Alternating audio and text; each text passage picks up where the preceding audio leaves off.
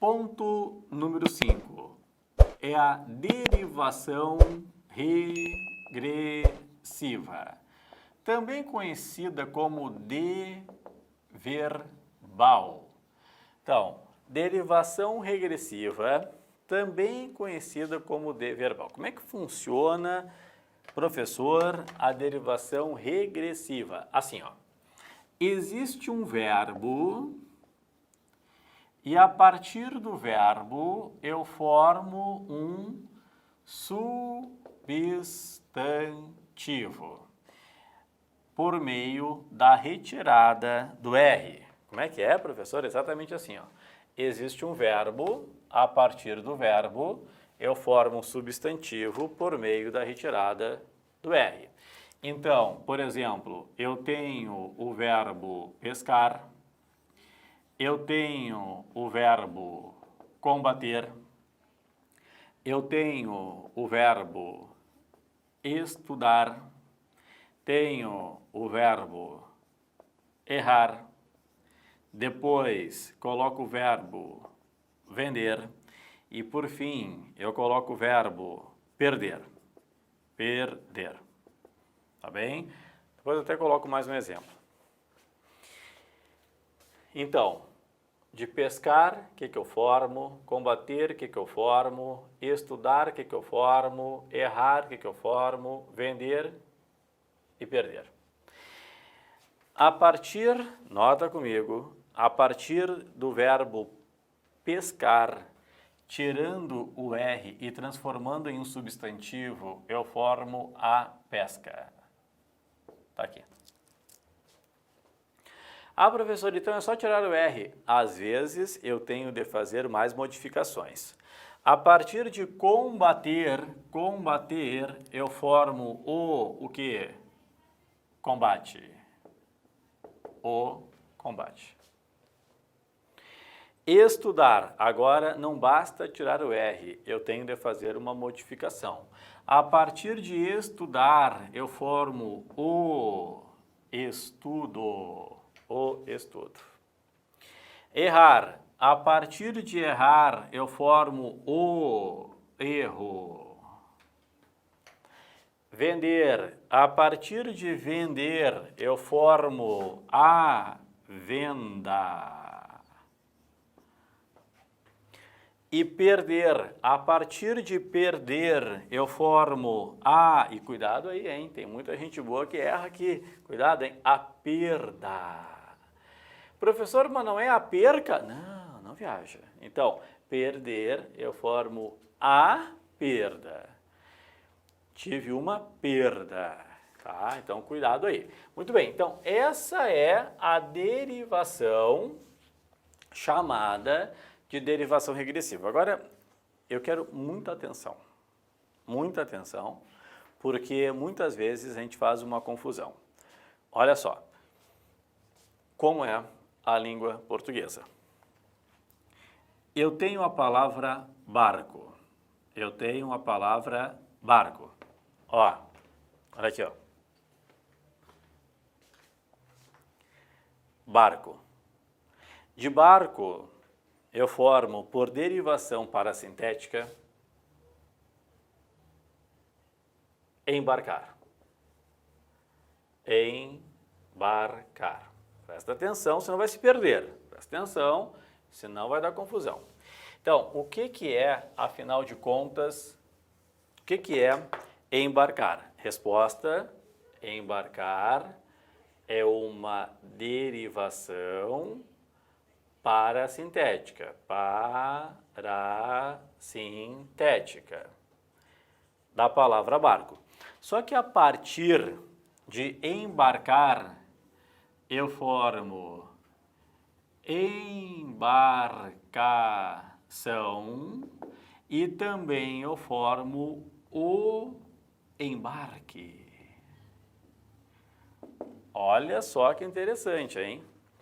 A partir de embarcar, que é derivação parasintética, eu formo embarcação. Só que embarcação que veio de embarcar, pessoal, eu já digo que é uma derivação sufixal. Embarcação de embarcar. Agora, olha bem, o embarque de embarcar, eu digo que é uma derivação regressiva. Regressiva. É isso aqui, ó. Embarcar ou embarque. E a coisa é maluca, né? A coisa é maluca. E de embarque ou embarque, eu formo desembarque. Desembarque.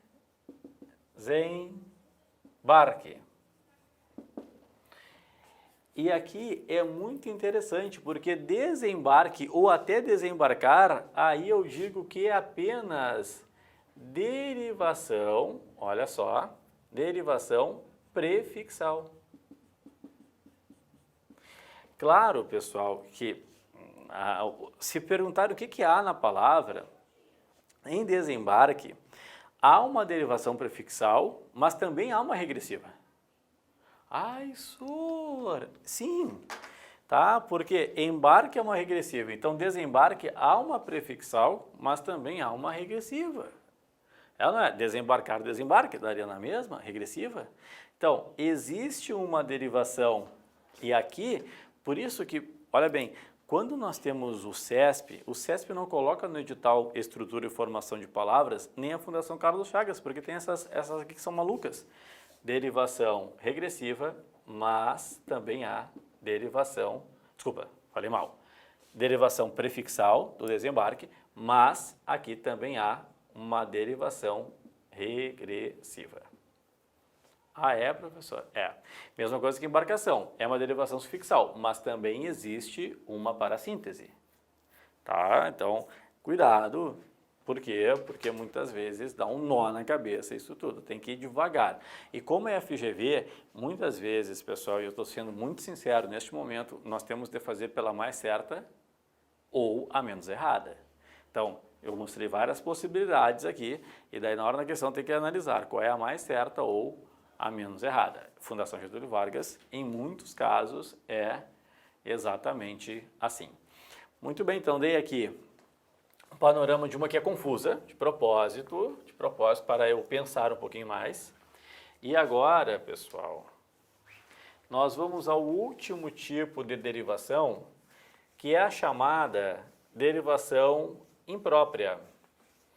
Então, vamos ao último tipo de derivação, que é a chamada derivação imprópria. Coloco aqui, ponto número 6, a derivação imprópria. O que é interessante aqui, ó, na derivação imprópria? Olha o material, tá ali, ó. O material está assim, ó. Muda-se a classe gramatical sem alterar a forma da palavra. Muda-se a classe gramatical sem alterar a forma da palavra. Como é que funciona aqui, ó? Bom, a questão é a seguinte, muda-se a classe gramatical sem alterar a forma da palavra. Pessoal, nós temos, por exemplo, o verbo saber. Então, saber é um verbo, ok? É muito importante que vocês prestem atenção nesse final, sem alterar a forma da palavra. Por quê? Pelo seguinte, quando eu coloco um prefixo ou quando eu coloco um sufixo, eu altero a forma da palavra. Quando eu tiro alguma coisa, como é na regressiva, eu altero a forma da palavra. Mas na imprópria, eu não coloco prefixo, nem sufixo e nem tiro nada. Eu só mudo a classe. No momento que eu coloco assim, ó, o saber. Saber virou um substantivo. Neste momento que eu alterei a classe gramatical da palavra, eu alterei de verbo para um substantivo, eu formei uma derivação imprópria. Tá certo? Então, qualquer outra classe que eu mude, por exemplo, naturalmente, a derivação imprópria tradicional é pegar outras classes e transformar em substantivos. Então, por exemplo, aqui, ó, quando a gente fala assim, ó, I, não, por exemplo, porque, tudo junto aqui com acento, por exemplo, dever, ó, olha isso aqui, I é interjeição, não é advérbio, porque tem várias classes, porque pode ser uma conjunção, um advérbio interrogativo, enfim, dever é verbo. Agora, se eu disser assim para vocês, ó, o, ou ainda aquele, ou ainda ou ainda este, eu estou transformando qualquer classe em substantivo. Tudo isso aqui, ó, substantivos. Porque o ai, aquele não, porquê, este dever é meu, eu transformei em substantivo. Então, tudo isso aqui é derivação imprópria. Tá bom? Então, não é só isso, ok? Eu posso, por exemplo, o palavrão é o contrário. O palavrão, geralmente, ele é um substantivo. O palavrão é um substantivo, tá? Mas eu uso como interjeição. Quando eu estou descalços e aí eu bato o dedinho assim na quina, eu não falo ai. Eu largo lá 1000 palavrões e muitas vezes como interjeição. Aí também é uma derivação imprópria, porque é o contrário. Eu estou transformando um substantivo em interjeição, certo? Claro, nós estamos aqui, nós temos alunos de todas as partes do Brasil e ainda bem, né? Mas aqui no Sul, em especial, nós transformamos um substantivo, um adjetivo, capaz é um adjetivo em interjeição. Então, a gente tem onde fala capaz, é uma interjeição. Então, naturalmente, ele é um homem capaz, é um adjetivo. E quando falamos capaz, aqui no Sul a gente tem essa mania, né? Transformei em uma interjeição. Também é uma derivação imprópria.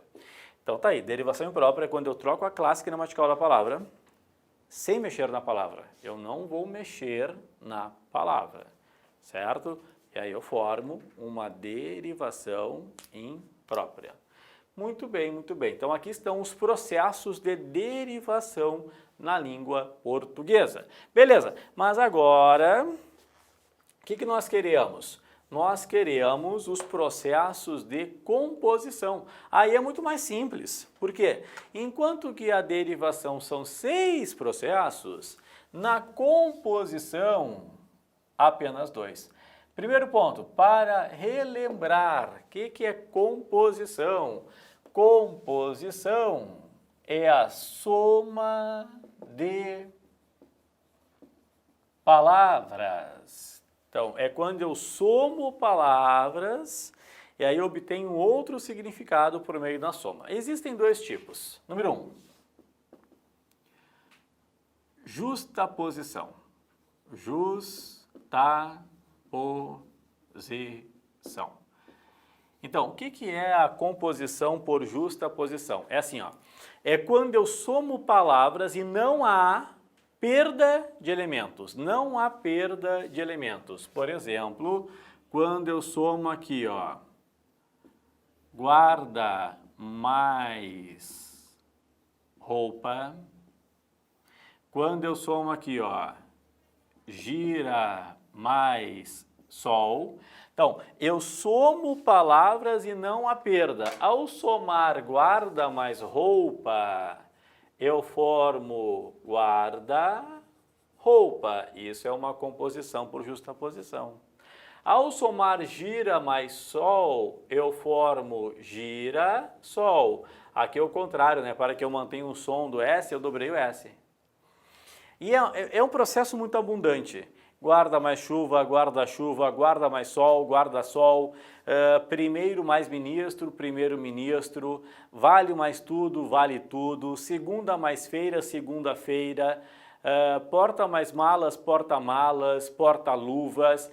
O processo aqui é imenso, imenso. Somei palavras, não houve perda, é justaposição, beija-flor, amor perfeito, obra-prima, o processo é imenso. Um processo que não é tão amplo assim, porque quase sempre são os mesmos exemplos que a gramática traz, é o processo 2, aglutinação. Então, o processo número 2, que é a aglutinação, é mais específico. Aglutinação.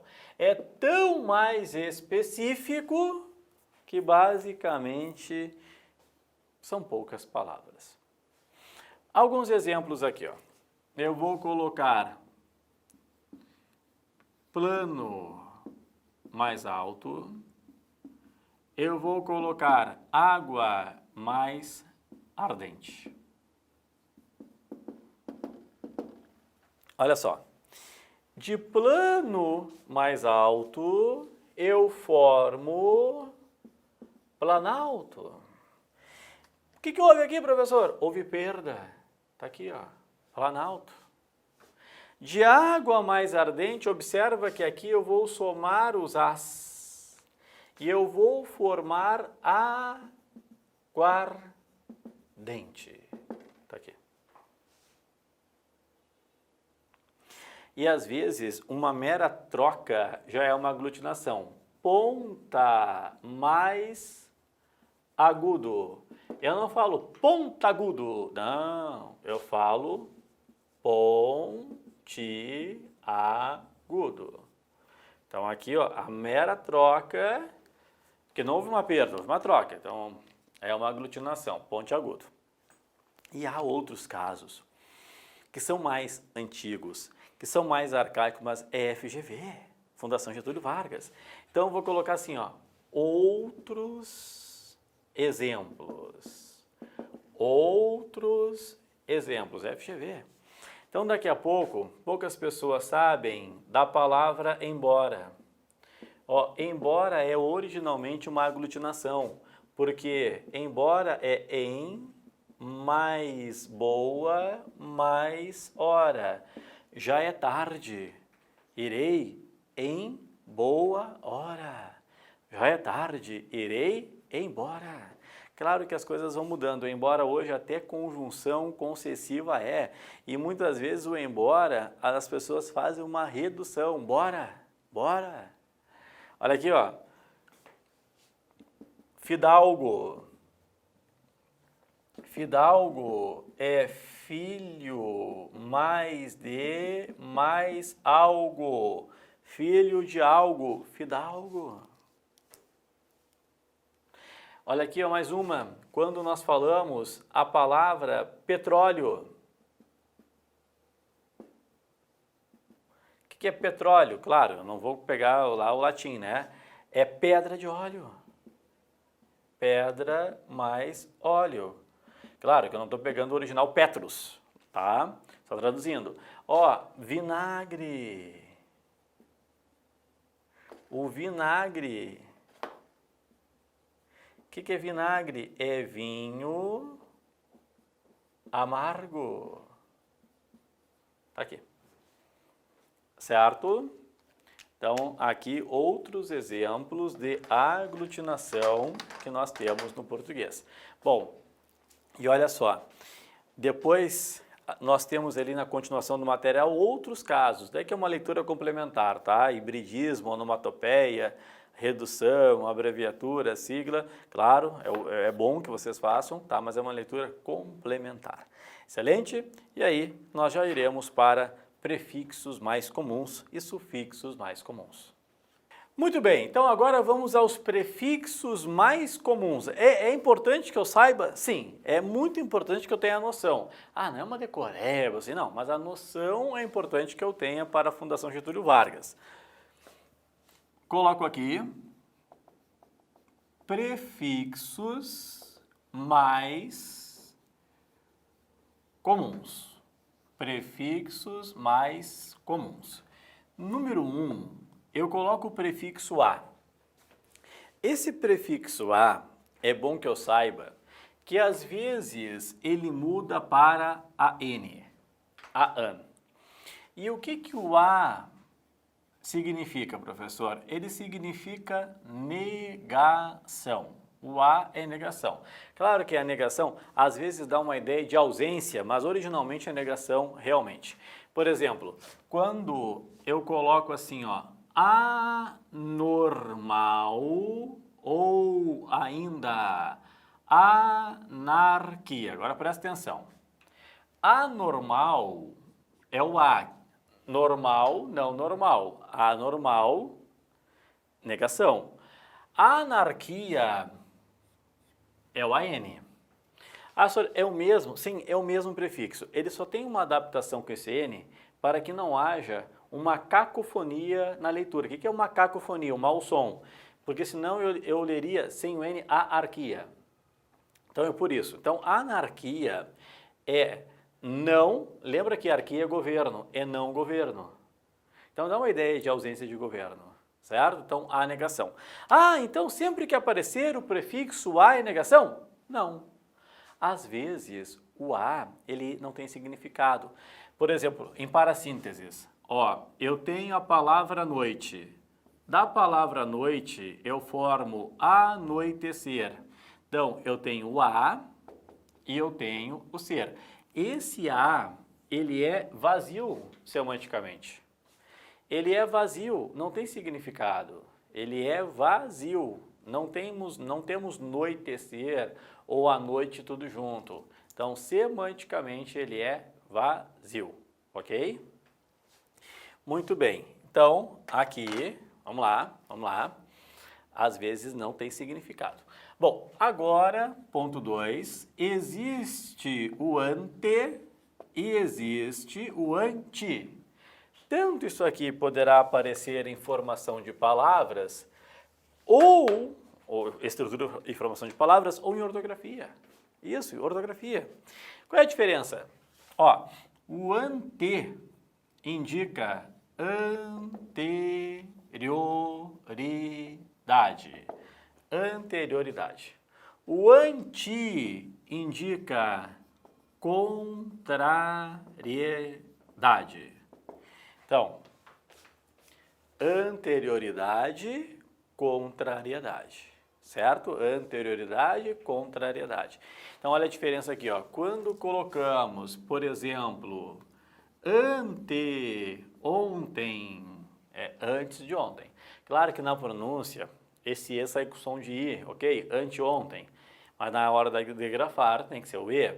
E contrariedade, por exemplo, quando colocamos antivírus, contra o vírus.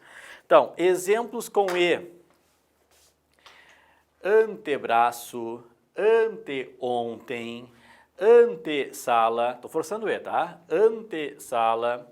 Exemplos com I. Antivírus, anti-inflamatório, antiético, campanha anti-drogas. Então aqui, pessoal, contrariedade. Então não vai confundir aqui, são parecidos, mas é importante que saibamos diferenciá-los. Depois, número 4, eu coloco aqui, ó, o com M, de Maria, que às vezes muda para com N, de navio, que às vezes muda para co. Tá, como assim, professor? Ó, vou falar uma coisa. É exatamente o mesmo prefixo.